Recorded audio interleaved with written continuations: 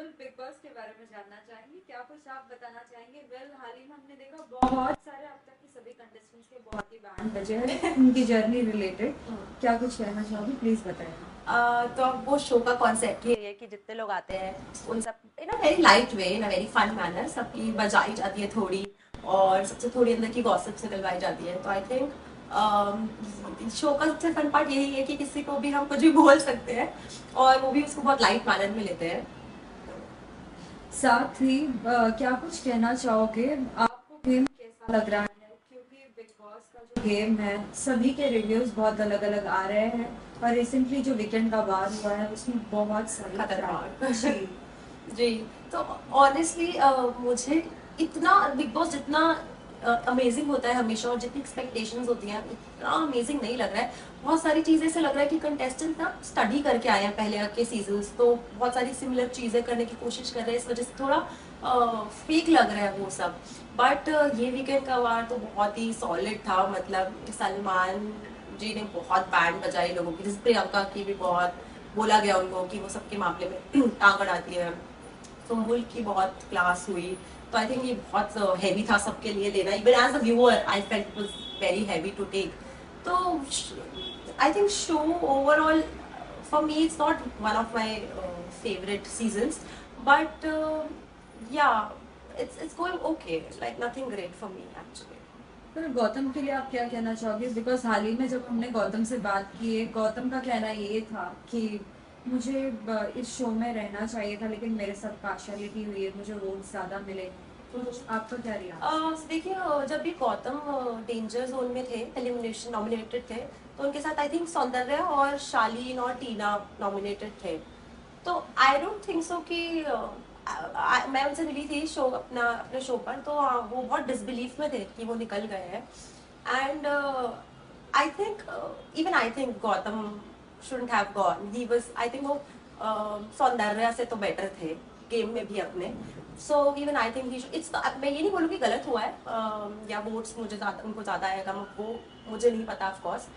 But हाँ, उनको नहीं जाना चाहिए था according to me also. Like this is not his time to leave the show.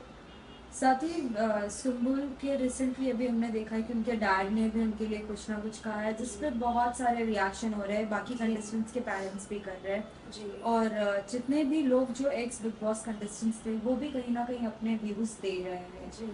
आपका क्या कहना है इस पे? देखिए अभी ना it's a very sensitive topic right now कि बोला गया, उनको एक चीज़ बोली गई कि आप उनसे ऑब्सेस्ड हैं, और उनका ये कहना था कि ऐसा कुछ नहीं है मेरी तरफ से। तो I think one of the biggest factors is her age. I think this was not the right time for her to go for Big Boss. She is very young in life right now. उनको जाना नहीं चाहिए था। मैं ये नहीं बोलूँगी कि वो गलत कर रही हैं या वो, कुछ लोग होते हैं जो अपना अफेक्शन और केयर इस तरीके से जताते हैं सामने वाले के लिए। तो मे बी वो उनका अपना केयर और अफेक्शन दिखाने का तरीका है एज अ फ्रेंड। तो वो जो उसको, she is just 19, I think वो ऑब्सेस्ड ये बोलना, आई think it's not that right. Maybe she likes him in a way or other. Even I am such a person, if I have a guy friend, I'll be very affectionate towards him. So I can totally relate to that. Maybe it's just her way of showing affection, उनका तरीका है प्यार और affection जताने का। तो I think उसको obsession बोलना, I think it's not right. और यहाँ पे मैं शालीन को बोलना चाहूंगी कि आप बोल रहे हैं कि वो बच्ची है 20 साल की, तो आप तो 40 साल के बड़े आदमी हैं, आपको कैसे नहीं समझ आती चीजें? अगर ऐसा कुछ हो भी रहा था तो आप ऐसे नहीं बोल सकते। अच्छा, जब भी सुम्बुल जाने लगती है आगे, जब उनसे बात नहीं करती तो ये जबरदस्ती घूम के उसके पास आते हैं, उनसे चिपकने, उनसे बात करने। क्यों? You are not dumb. तो Shalin, just stop playing your games, it's not at all working and you are not at all looking nice. I think I would just say Tina भी कम नहीं है। मैं भी देख रही थी, कल या परसों का एपिसोड था या वो प्रोमोज जिसमें वो बोल रही है कि सुम्बुल ने मेरा स्टैंड नहीं लिया। क्यों भाई? Now she is maintaining her distance from all of you. तो आप अपना गेम खेलो ना, वो आपका स्टैंड क्यों ले? आप ही थे जिन्होंने इस चीज को इतना पोक कर करके सुम्बुल ऑब्सेस्ड है बनाया। So now just let her play her own game. वो आपके लिए स्टैंड क्यों ले? मुझे समझ नहीं आता। And even Sumbul, I would she now has to get back in the game. बहुत हो गया रोना धोना, ये forget it, this is not a daily soap. You play your own game. छोड़ दो, आपकी दोस्ती किसी को नहीं समझ आती है, छोड़ दो ना। और आप, I don't think so she has any need to give clarifications कि हाँ नहीं ये मेरा ऑब्सेशन नहीं है। It's okay, let everyone think whatever they want to think, you just play your own game. Right, as well as आपके किरदार के बारे में क्या कहना चाहेंगी? कितने लोगों के कमेंट्स पढ़ रही है आप, और क्या कुछ उनको रिवर्ट बैक कर रही है? बिग बस पे जी। तो मेरा एक नया कैरेक्टर इंट्रोड्यूस हुआ है जिसका नाम है बिमला, जो कि बिहार से आई है और कृष्णा की साफ सफाई करने वाली है। And she is amazing, I am in love with her. ऐसा पहली बारी मैंने कोई किरदार निभाया जिसमें मुझे एकदम वो भोजपुरी ऐसा लैंग्वेज में बात करना है। तो for me it was something very new, but since जो मैं पहले कैरेक्टर करती थी और जो ये नया कैरेक्टर है, तो जो मैं ऑडियंस के जो भी रिव्यूज पढ़ रही हूँ, I think this is something which they are liking more. तो क्योंकि उन्होंने कभी मुझे करते हुए देखा भी नहीं है, और ये ना शी इज वेरी फन, कुछ भी बोल देती है, कृष्णा को भी कुछ भी बोल देती है। I think it's amazing doing Vimla, it's something very new, और बहुत सारी इसमें चीजें करने के लिए है आगे आगे भी जो हम प्लान कर रहे हैं। फिर साथ ही बिग बॉस में राखी भी आई थी, और हाँ। साथ ही अर्शी खान भी आई जी। थी। कैसा रहा उनके साथ एक्सपीरियंस? राखी के साथ तो हमेशा ही अच्छा ही रहता है, शी इज वेरी फन। उनसे मतलब उनको वो ये बोलने की जरूरत नहीं पड़ती कि आप ये क्यों नहीं बोल रहे हो, ये क्यों नहीं बोल रहे हो, वो सब कुछ बोल देती है। उनसे बोलना पड़ता है आप ये मत बोलो, आप ये मत बोलो। सो शूटिंग में राखी इज ऑलवेज फन, और अर्शी को भी मैं आई नेवर मेट हर, पहली बारी मैं सेट करूंगी थी, तो it was nice.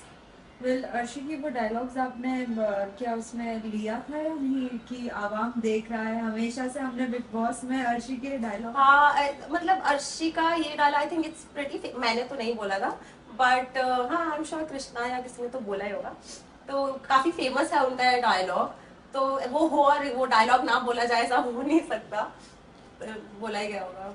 Well, next elimination के लिए क्या कुछ प्रिपरेशंस आपने की है? क्या कुछ धमाल देखने मिलने वाला है सब? ऑनेस्टली अभी हम लोग अच्छा, जो लोग ये बोलते हैं ना बिग बॉस स्क्रिप्टेड होता है, ये लोग पहले से डिसाइड करते हैं, तो मैं लोग को एक बात बता दूं कि हम जो शो का एक पार्ट है, मतलब जो एलिमिनेट होता है वो सबसे पहले हमारे पास आता है बिग बॉस पे।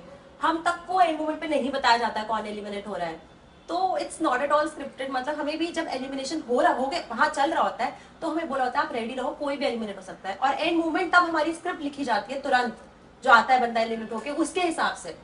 तो ये ऐसा नहीं है कि स्क्रिप्टेड है, हमें पहले से पता होता है, तो एटलीस्ट हमें भी कुछ पता नहीं होता, हम भी अनप्रिपेयर्ड सेट पे जाते हैं। जब वहां एलिमिनेशन अनाउंस होता है तो हमें यहाँ बताया जाता है कि ये एलिमिनेट हो गया है, फिर वहां तुरंत हमारे राइटर्स जो है, अमेजिंग राइटर, जो तुरंत तुरंत स्क्रिप्ट बनाते हैं और हम लोग उसे याद करते हैं और फिर परफॉर्म करते हैं। तो सब लोग हम हमारे शो से पहले हमेशा, एटलीस्ट मैं तो बहुत नर्वस होती हूँ क्योंकि पता नहीं है कौन आ जाए और कौन कितने खराब मूड में बेचारे। जैसे जब गौतम आए थे वो बहुत अपसेट थे, तो मुझे थोड़ा डर लगा था कि कुछ बोल देंगे तो बेचारा वो भड़क ना जाए या कुछ बोला नहीं, but he was very supportive and all. तो ऐसा ही होता है, मतलब एंड मोमेंट प्रिपरेशंस होती है, so we also don't know what is going to happen and what to expect. फिर लास्टली ये जानना चाहेंगे, अगर सलमान सर आते हैं बिग बॉस में, तो क्या कुछ कर सकते हो आप, कुछ अमेजिंग जिससे सभी लाइक बहुत ज्यादा एंटरटेन? मैं तो अपने पूरे यूनिट को यही बोलती हूँ कि देखो, सलमान सलमान सर हमारे यहाँ आए ना आए, लेकिन हमें तो एक बार ही सलमान सर के वहाँ जाना बनता है, तो प्लीज हमें एक बार ही भेज दो।